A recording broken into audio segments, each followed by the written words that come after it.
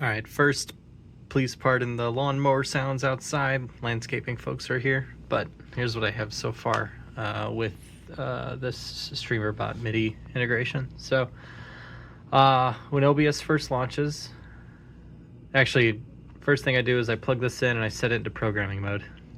And then OBS probably should get launched first, although it probably doesn't matter.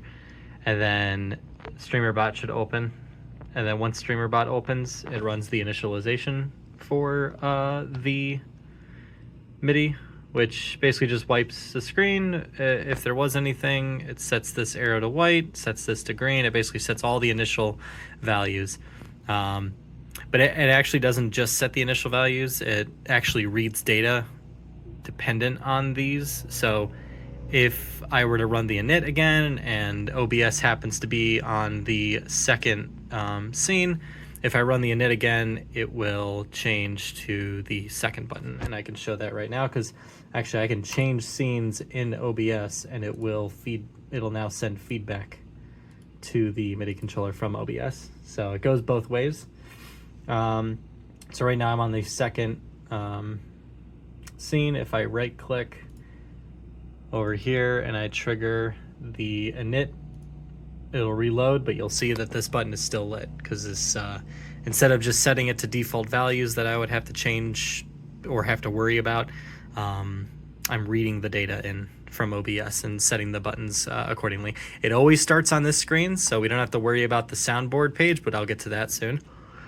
So right now these buttons work as expected. They set the scenes to their corresponding scenes. I have these stream preparing, game view, just chatting, which is probably for like full screen webcam and having chat on the side or whatever.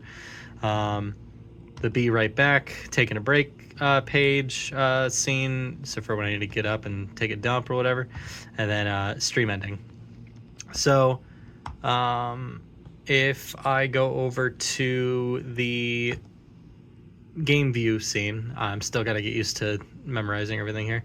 If I go to the game view scene and then I switch to the soundboard option, all of these aren't assigned yet, just the first four, but I just have it color filled. So I'm like, okay, yeah, this is one quadrant. Maybe I'll group the soundboard into like different groups of 16, sorry.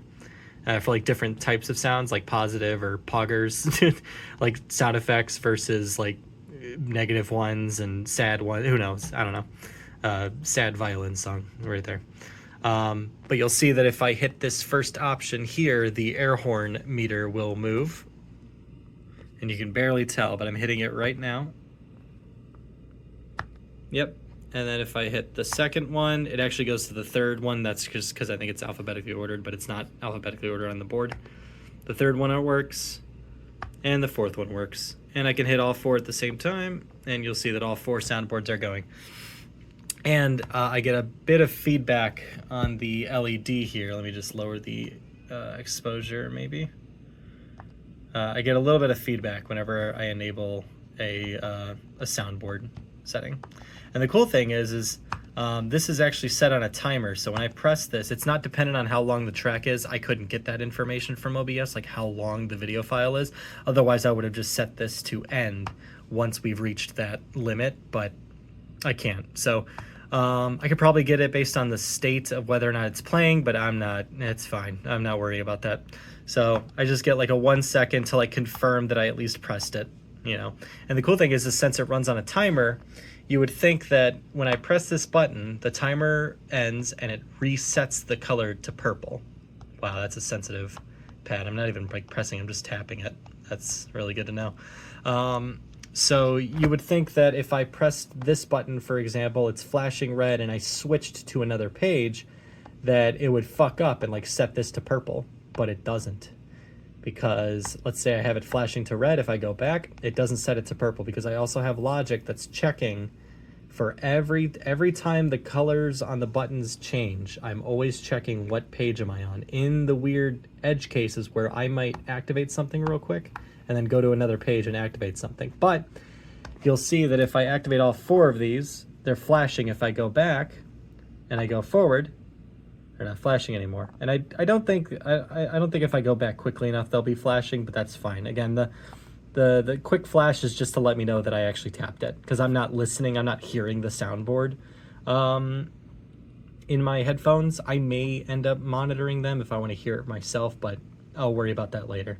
So anyway, so that's the soundboard. I also have a third page, which you'll see now. You'll actually see here the arrows provide feedback as to like where I can navigate to.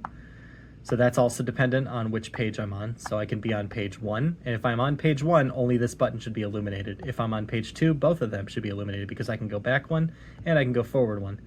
And if I'm on page 3, then obviously I can't go forward anymore. Tapping this does nothing. If I tap back, I could just literally keep mashing back and forth, and I can't go above 1 or 3. That's my current range for the amount of pages. I can change that to any number I want. But for every page I add, I have to add a whole bunch of logic that sets the board up and sets all the colors. And right now I gave myself an extra one in case I need it. Maybe this could be like an audio mixer or like an audio meter. And I could use these arrows over here to maybe like pan over and like select different devices. But honestly, I'm not going to be able to really tell what device I'm viewing, unless it's dependent on maybe the source that I have activated. That's ideas for the future. Anyway, so the last thing I just finished up doing here is the starting and end streaming logic. And spoiler alert. Okay, so you'll see no matter what source or what scene I'm on, I could be on the just chatting scene. Maybe I was messing with some stuff and I forgot to go back to the first scene. That's fine. Once I hit start streaming, it will change it to the preparing, the pre-roll of the stream, essentially the preparing screen, because that should always be the screen that it goes to when I'm first going live. So if I were to hit this button, we're going to start streaming. You'll see that this green button dims, because I can still hit it, but it doesn't do anything. But I might as well keep it illuminated to show that it's still, you know, maybe I'll set up some other functions on it. But anyway, so it sets it to green. These scene selectors, this will change to the active scene up here, which is the pre-stream. They're in order from as they appear in that list there. So I'm going to hit this button. This button next to it's going to turn red, which hitting this button now doesn't do anything. Although I guess it is technically switching the scenes. I need to fix that, but it's not actually harming anything. It's not starting or ending the stream or anything. So, but anyway, when I start the stream, this button will turn red, and that'll indicate that I can hit it and end the stream, but it doesn't end it immediately. No. I figured out how to set up a timer so that when the stream has started and I hit the end button will start flashing. When it starts flashing, a countdown timer, I set it to 10 seconds, but I can set it to like 2 minutes if I want to show like the stream ending screen for 2 minutes and let people just kind of listen to music or whatever. I don't know. Just have like a good 2-minute buffer to make sure that like all the content gets archived, whatever the reason would be, right? So anyway, so I'm on the last scene. I'm not on the correct scene to start streaming, but once I hit start streaming, and by the way, this isn't going to go anywhere. I went onto the Restream server and I disabled the RTMP push temporarily so that way I can debug and test without sending 100 videos to my Twitch and YouTube account. Anyway, so I'll hit start streaming. You'll see that I've switched to the main stream scene. The button has illuminated here. I have begun streaming, and now this button is red, and you can barely tell, but this button is no longer a bright green. It's more of a dim green. So now I'm streaming, quote unquote, even though it's not going anywhere. Go ahead and check my account. You'll see there's no videos. If I hit this button once, you'll see what ends up happening is it will end up sending it to the ending screen, because I am ending the stream. It's just I don't want to end it yet. I want to prepare to end it. So when I hit this end button, it's going to switch to the stream ending scene. It's going, this will not go away. This will still say stop streaming because it hasn't stopped yet.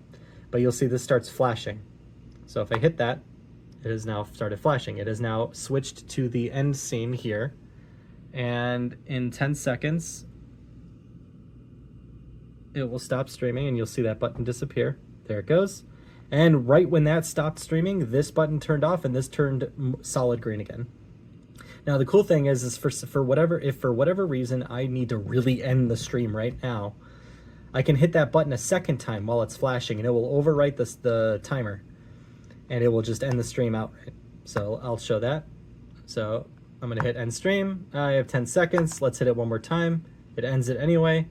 And it also resets it back to the pre-stream, by the way. I forgot to mention that.